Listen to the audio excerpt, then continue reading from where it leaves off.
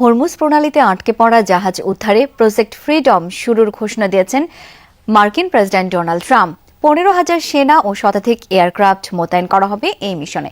তবে কিভাবে এই অভিযান পরিচালিত হবে তা নিয়ে স্পষ্ট কোনো বার্তা দেননি। যুক্তরাষ্ট্র হরমুজ প্রণালীতে হস্তক্ষেপের চেষ্টা করলে তা সরাসরি যুদ্ধবিরতি লঙ্ঘন হিসেবে বিবেচনা করা হবে, এমন হুঁশিয়ারি দিয়েছে ইরান। আন্তর্জাতিক সমুদ্র বিষয়ক সংস্থা IMOর তথ্য অনুযায়ী হরমুজ প্রণালীতে আটকে আছে 2,000 জাহাজ।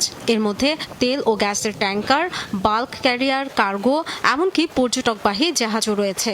এসব নৌযানে অবরুদ্ধ অবস্থায় প্রায় 20,000 নাবিক।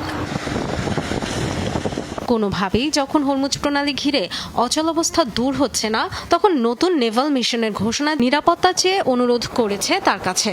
যদিও কোন কোন দেশ জানাননি ট্রাম্প। হরমুজে কিভাবে এই মিশন পরিচালিত হবে তাও খোলাসা করেননি।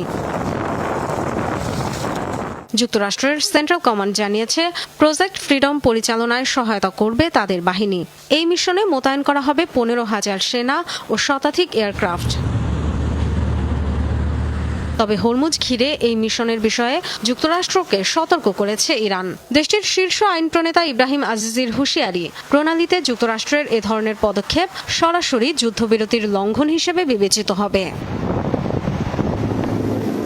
বিপুল সংখ্যক ড্রোন ও মিসাইলের ভান্ডার এবং সোয়ার্ম অ্যাটাকে পারদর্শী ইরানের বিপরীতে যুক্তরাষ্ট্র এমন ঝুঁকিপূর্ণ মিশন শুরু করলে নতুন সংঘাতের শঙ্কা জানিয়েছেন বিশ্লেষকরা।